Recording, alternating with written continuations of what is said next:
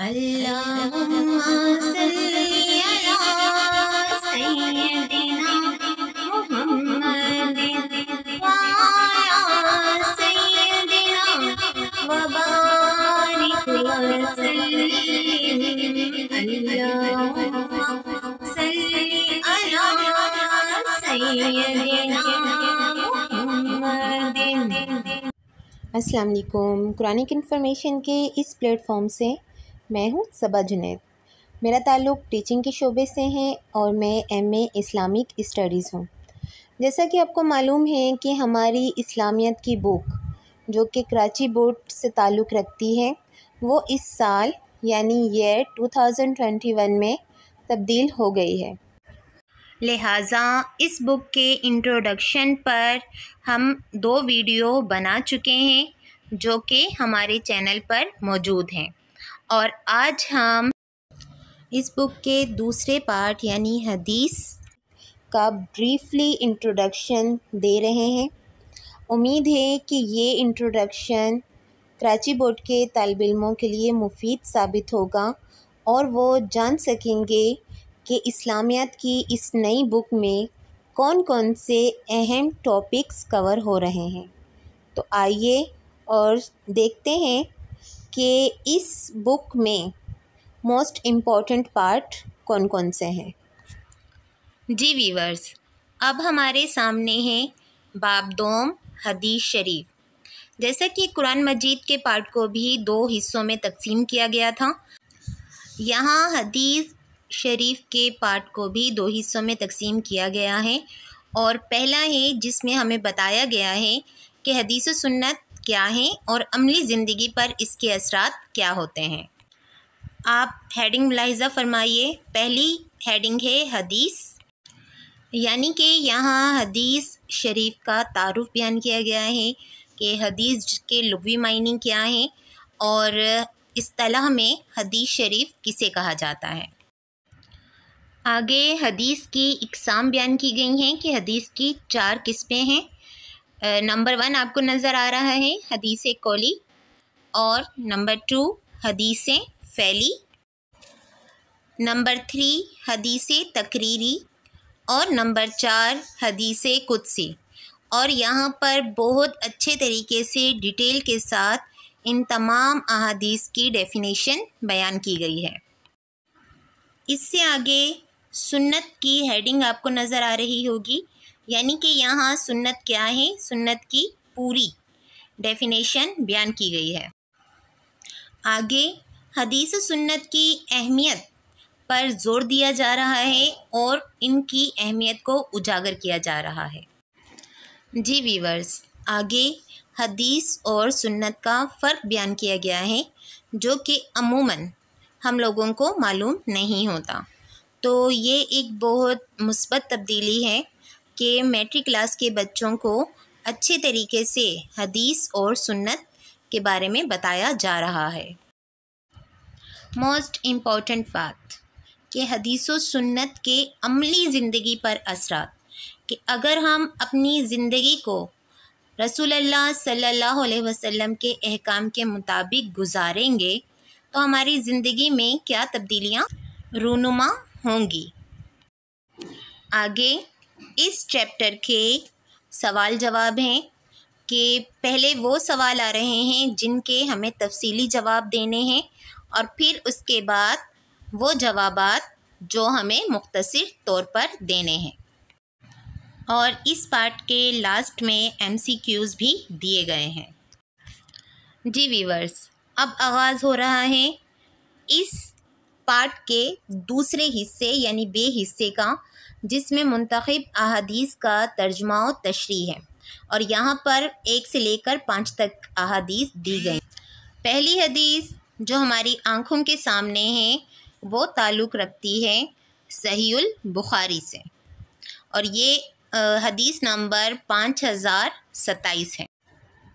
دوسری حدیث جو کہ ہماری پرانی بک میں پہلے نمبر پر لکھی گئی تھی، اور اس حدیث کا تعلق ہے سنن ترمذی سے۔ تیسری حدیث بھی ہماری پرانی بک سے تعلق رکھتی ہے، اور یہ سنن ابی داؤد کا حصہ ہے۔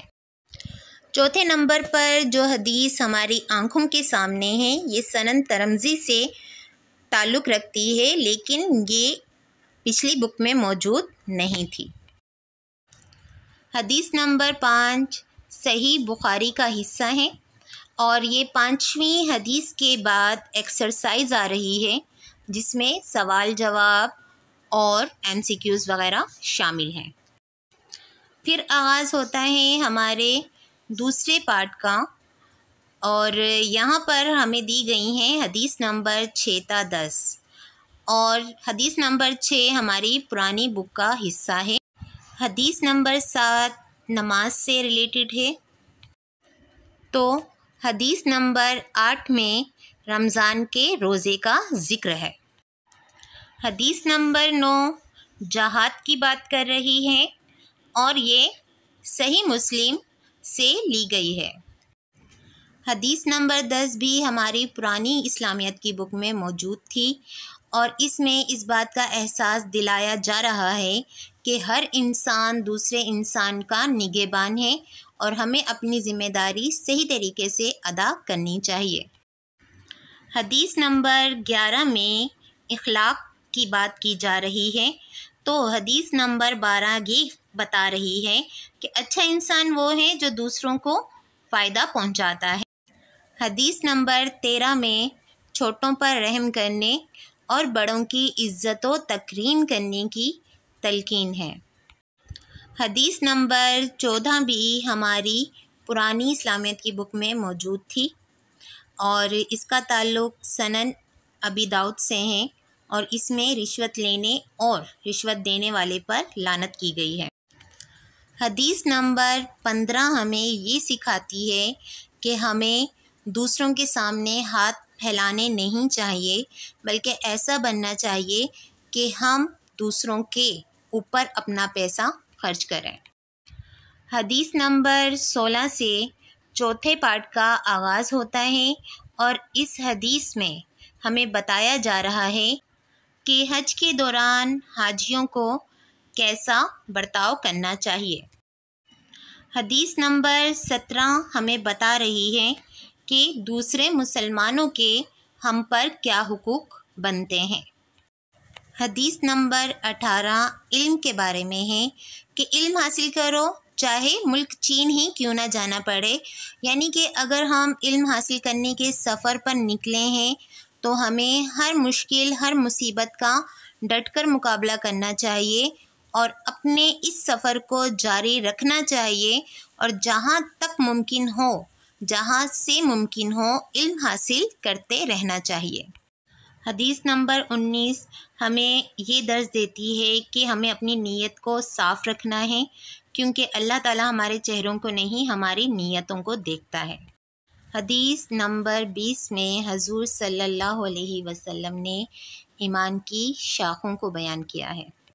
حدیث نمبر 21 ہمیں نیک کام کرنے کا درس دیتی ہے، اور حدیث نمبر 22 بھی ہمیں دوسروں کو تکلیفوں سے آزاد کروانے کا ہی درس دے رہی ہے۔ حدیث نمبر 23 میں فرمایا جا رہا ہے کہ اپنے پڑوسی کو تکلیف نہ دو۔ حدیث نمبر 24 میں درس دیا جا رہا ہے کہ دوسروں سے صلہ رحمی کی جائے، اور 25ویں حدیث میں بدگمانی سے بچنے کی تلقین ہے۔ جی ویورز، آپ نے دیکھا کہ ہماری اسلامیت کی بک میں جو 25 احادیث ہیں وہ سب کی سب بہت امپورٹنٹ ہیں، اور مختلف موضوعات کو کور کرتی ہیں، اور یہ اتنی بہترین کتاب ہے کہ ہمارے میٹرک کلاس کے لیول کے بچوں کو اس کتاب کو ضرور پڑھنا اور سمجھنا چاہیے۔ تو ہمارا انٹروڈکشن آج مکمل ہوتا ہے۔ اب اگلے پارٹ میں ہم مختلف آیات اور احادیث کی تشریح بیان کریں گے۔ امید ہے کہ ہماری یہ کوشش آپ کو پسند آئی ہوگی۔ تو ملتے ہیں اپنی اگلی ویڈیو میں، تب تک کے لیے اللہ حافظ۔ اللہ آپ کا اور ہمارا حامی و ناصر رہے۔